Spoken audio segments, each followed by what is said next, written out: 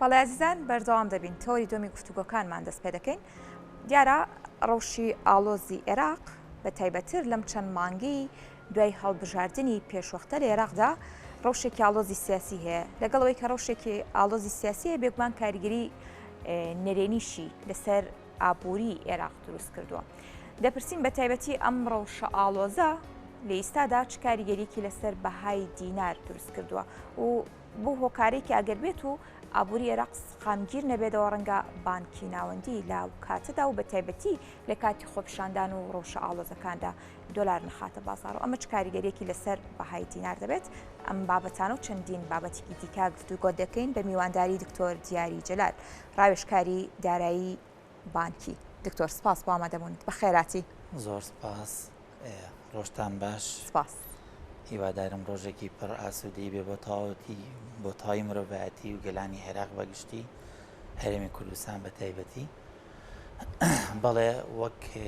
لەم چەند ڕۆژەی ڕابردووا دەبینی گرژ و ئاڵۆزی لە بەغدای پایتەخت و بەشێکی تر لە شارەکانی خواروی عێراق هەیە هەڵبەت ئەمانە هەمووی کاریگەری هەیە لەسەر بارودۆخی ئابووری وڵات بەگشتی و دانیشتوانەکەی بە تایبەتی ئەوەی کە پەیوەندی بە بانقی ناوەندی عێراقیەوە هەبێت ئەوان بەردەوام من لە ئیش و کارەکانی خۆیان و ڕۆژانە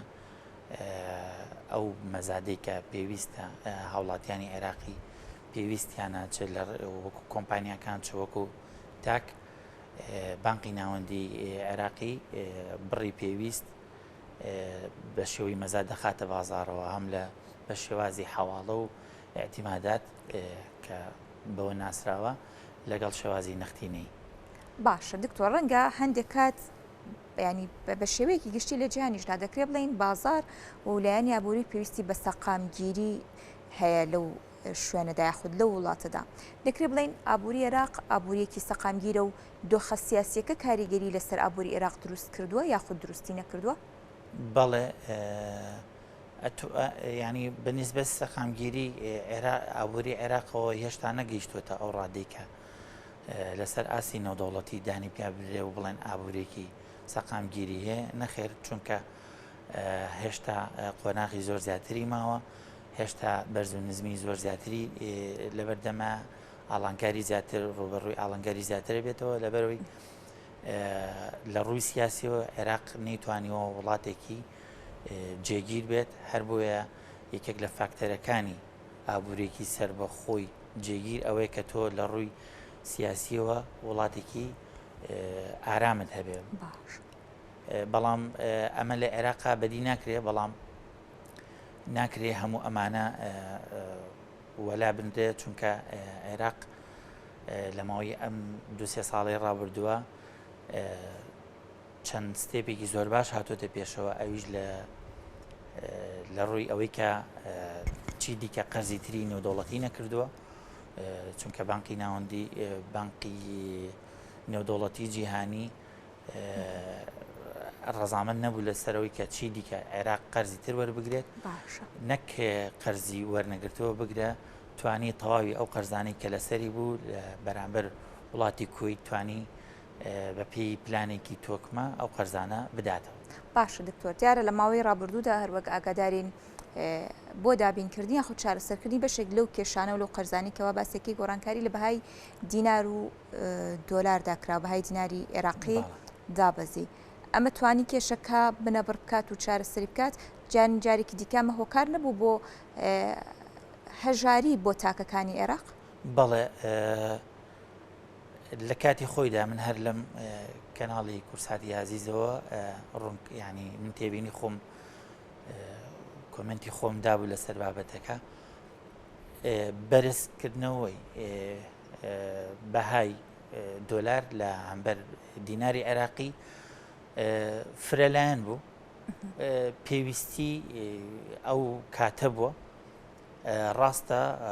خەڵک ڕاستە و خۆ زەرمەند بوولی بەڵام دوجار لە دیوە شارەوەکانی خەڵکیش سوودمەند بوو لێ بەڵام بە دەرەجەی یەکەم حکوومەتی عێراقی توانی ئەو پلانی کە بە هاوکاری ڕێبشکارە بیانەکانی و بانقی نێودەوڵەتی جیهانی دانابوو توانیان پلانەکەی خۆیان بە تەواتی بپێکن چونکە عێراق گەیشتە بۆ خاڵێک کە چی دیکەنی ئەتوانی قەرزی تر وەربگرێت لەبەر ئەوە ئەو خەرجێکی زۆریشی لەسەر بوو نەیتوانی بە بەرنامە و بە یاسا ئەو خەرجیانە و ئەو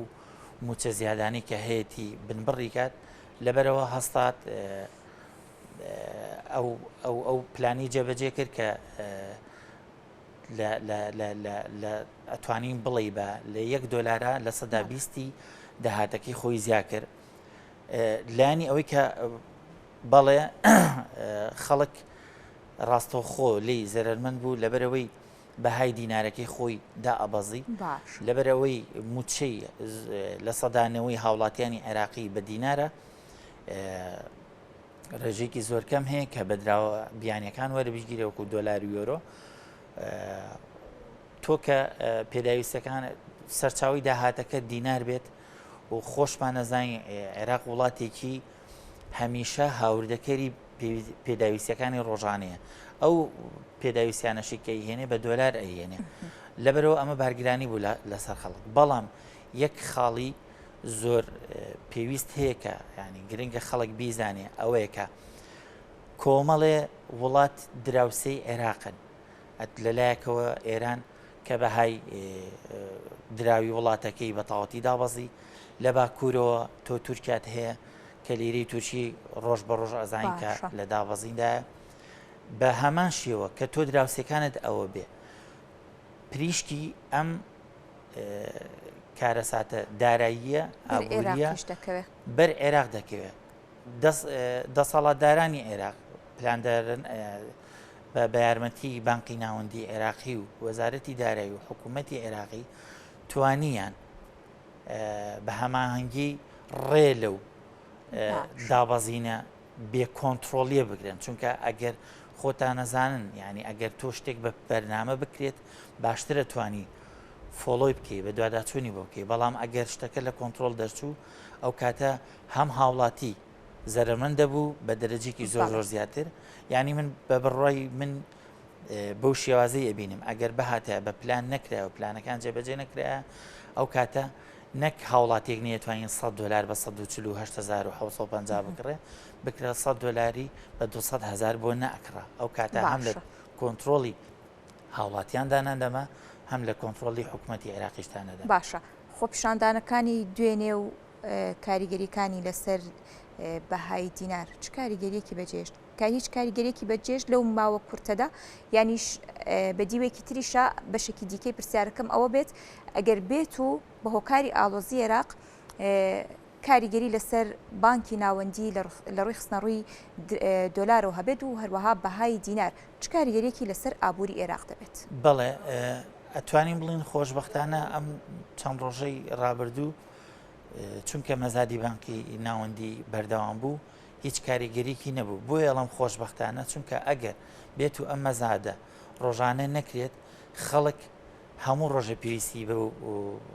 بەو دراوە هەیە بە پێویستی بە $، ئەو کاتە ئەگەر سەرچاوێک نەبێ ئەم دراوە بخاتە بازارەوە کە بانقی ناوەندیە لە عێراقدا ئەو کاتە خەڵک پێویستە بێ بازار پێویستەکە بڕە بە دەستی دوو لە شوێنی تر لە بازاری ڕەش بیکڕێتەوە هەڵبەت کە ئەو کاتە کە کۆنتترۆلی کەوتە کەسانی نادیارەوە بە ئارەزوی خۆیان بەهای لەسەردانێن بیرمان نەچێ ئێمە پێداویستی ڕۆژانەی $، بانقی ناوەندی سێر دەکات چەنێ بازارەکە ڕەبتی پەیوەندی بەوەیە کە چەنێ خواستی لەسرە و چەنە دەخرێتە بازارەوە وەکوتمان بانقی ناوەندی ئەو ئەرکی گرتوتە سەرخۆی ئەو داهاتی کە لە فرۆشتنی نەوتەوە وەریەگرێ بە $، ڕۆژانە بە شێوازی هەتاکو $200 میلیۆن بە شێوازی حەواڵە بۆ کۆمپانیەکان دەیخاتە مەزادەوە بە هەمان شێوەش 30 میلیۆن هەتا 40 میلیۆن ڕەنگە هەنێ ڕۆژ بگاتە 50 میلیۆن 60 میلیۆن بە شێوازی نەقدی لە ڕێی نووسنگەکانی ئاڵوگۆڕی درا و بانقە تایبەتەکان دەخرێتە مەزادەوە ئەوانیش بەشدار دەکەن و هەر بووە ینی دیراسی لەسەر کراوە کە ڕۆژانە لانی کەم $250 میلیۆن پێویستە باز ئەگەر بەم شێوەیە نەبێت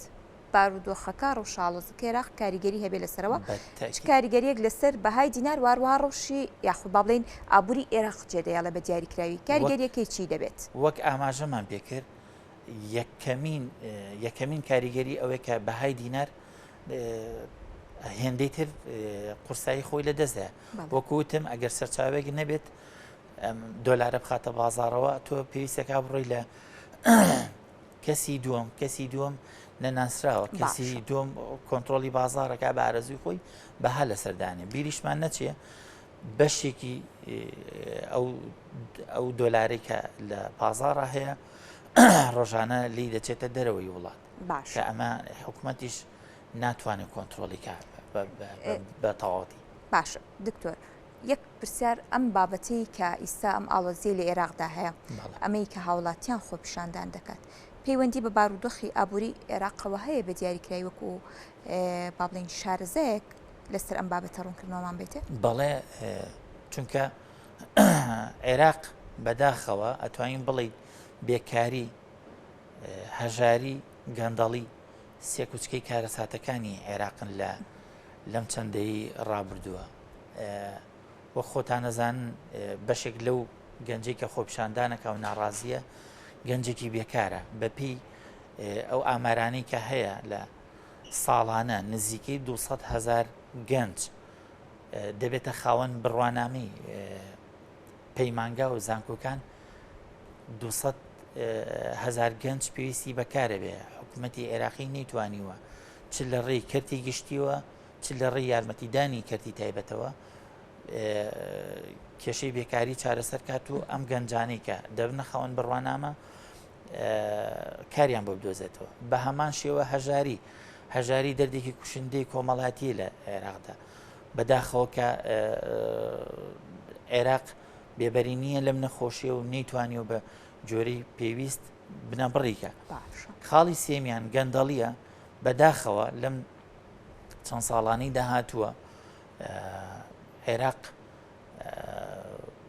بە سیمای گەندەڵیا دەناسرێتەوە حکوومەتی چونکە هەر لە پەرلەمانەوە هەر لە وەزیرەکانەوە تەنها لە ساڵی 2021دا نزیکەی 50 سکاڵا هەیە لەسەر وەزیر و لە تایبەتەکان کە پۆستەکانیان بۆ لە گەندەڵیا بەکارێنەوە زۆر جار لە ناو خەڵکدا زۆر بەباشی ینی زۆر بە ئاشکرا باسی ئەوەکەن کە تەنانەت پۆستی وەزیری و پۆستی بەڕێوبەری گشتی بە پارە کڕین و فرۆشتنی پێوە خۆی لە ماانە تۆ کە گەندەڵی هەبوو ناتوانانی بێکاری چارەسەرکی و بەردەوامیش بە هەژاری دەدەیت بۆیە ئەو گەنجانی کە هاتوونەتە سەرجادە لەسەر شەقام پێویستیان بەوەیەکە داهاتوی خۆیان ببینن ئێستا وای لێ هاتووە بەداخەوە ینی گەنج هیچ ئینتیمایەکی بۆ وڵاتەکەی خۆی نەماوە بێ هیوا بووە لەوەی کە هەلیکاری دەست بکەوە کە داهاتوویەکی گەشی هەبێ ڕوونی هەبێت بۆ زۆربەی هەرە زۆریان بیر لەواکەنەوە گەر هەر دەلیڤەیەگە بێ بچنە دەرەوەی وڵات. باشە دکتۆر باست لەوە کرد کە هەژاری بێکاری گەندەڵی هۆکار بوو ئەم خۆپیشاندانە ئەگەر باز لە پێچەوانەکەی بکەین ئەم خۆپیشاندانانە چ کاریگەریەک لەسەر ئابووری عێراق بەجێ دەهێڵێت لە ڕووی ئەو چاکسازیانی کە پێویستە لەم بەشانێکەوە باست کرێت وەکوتمان ئەگەر تۆ هاتی ئایندێکی جوان و باش و تۆکمە بۆ گەنجانی وڵاتەکەت بۆ دانیشتوانی وڵاتەکەت بنیاد بنی کەواتە ئەوانش چی دیکە بەردەوام نابن لەمە ئەو ژیانیان مسۆگەرە بێ چی دیکە لەسەر شەقام نامێنەوە و خەریکی ژیانی خۆیانە بن بەڵێ بێگومان ئەگەر پێچەوانەکەشی وەرگین چونکە هەر تاکێک لەم عێراق لەم وڵاتە پێویستی بۆیە کە ئایندەیەکی زۆر باشی دابینکرای بۆ فراهەم بکرێت چ لە ڕێی خوێندنەوە چ لە ڕووی تەندروستی و چ لە ڕووی پێداویستی ڕۆژانەکانیانەوە. دکتۆر ئەکرێ بڵین لە ئێستادا عێراق یاخود تاک عێراق چاکێکی برسیە بەپێی ئەو راپۆرتانە ئەو بە دوواداچوونانی کە کراوە بۆ ڕێژی هەژارێتی و برسێتی لە جیهاندا عێراق ئەو پشکەی بەردەکەوێت؟ بەڵێ بەداخەوە چونکە بەپێی دوهەمین ئامار عێراق لە ڕیزبەندی وڵاتانی هەژار و برسیدایە هەرچەنە حکوومەتی عێراقی لە ڕێی وەزارەتی کار و کاروباری کۆمەڵاتیەوە چاودێری کۆمەڵاتی هەستاون بە دابینکردنی بڕەموچەیەک بۆ ئەو خێزانانی کە کەم دەرامەتن بە باشکردنی بەشە خۆراکی مانگیانە بەڵام هێشتا بودجێی پێویستیان لە بەردەستانیە کە چونکە بەپێی ئەو ئامارانی کە لە بەردەستیان نزیکەی 4,800,000 کەس پێویستی بەو بڕەموچەیە هەیە بەڵام تەنها توانیویانە 2 ملیۆن کەس سوودمەند بن لەو پلانە. باشە دکتۆر داهاتی عێراق ئەکرێ بڵێن زیادی کردوێ لێستادا داهاتەکەی زیادی کردووە؟ داهاتی عێراق وەکو وتمان بەڵێ زیادی کردووە بۆ لەبەرەوەی ئەو ئاڵۆگۆڕێ لە بەهای دینار و دۆلاردا کە هەبوو بەڵێ زیای کردووە یەدەکی بانقی ناوەندی زیای کردووە کە پێدەچێت هەتا کۆتایی ساڵی 2022 بگاتە 90 ملیار دۆلار کە خۆی لە خۆیدا ئەمە بەمانای ئەوەیە کە دەتوانێت ئەگەر هیچ نەوتێک نەفرۆشێت بودجەی ساڵێک دابین کات بەڵام کێشەی هەرە گەوری عێراق لەوەدا هەیە کە تەنها سەرچاوی دارایی داهات پێویستی یعنی پشتی بەستۆ بە نەوت واتە کردی پیشەسازی و کردی بەروبوومی ناوخۆی و کردی کوشت و کاڵی و کردی پێداویستە ناوخۆیەکانی نەیتوانیوە سوودمەند بێ نەیتوانی پەری پێبا چونکە تۆ کە کارگەد نەبوو ناتوانانی گەنج دابێ ینی بخێتە سەرکار. باشە دکتۆر کەواتە دەکرێت بڵین داهات زیای کردووە بەڵام هۆکاری ئەم پشێوی و هەژاری کە لە عێراقدایە جارێک دیکە و هۆکارانەیە کە باس دەکرد وەکو گەندەڵی وەکو هەندێک ئیدارە نەدانی دروستی داهات لە عێراقدا. بەڵێ چونکە ئەو داهاتە کە ڕاستە زیای کردو بەڵام لە سەدانەوەتی دەچێت بۆ بودجێ گشتی کە ئەویش بەشی سەرەکی موچەیە واتە نەیتوانیوە لە ڕێی ئەم داهاتەوە ببێتە ینی بتوانێت کە داهاتی زیاتر بەدی بێنێت ئەو ئامانجانێ ئەو پلانانی کە هەیەی بتوانێت وەکو خۆی جێبەجێ بکە و جگە لە ڕێگەی نەوت فرۆشتنی نەوتەوە بیر لەوە بکاتەوە کە داهاتی تری دەستکەوێت لە ڕێگەکانی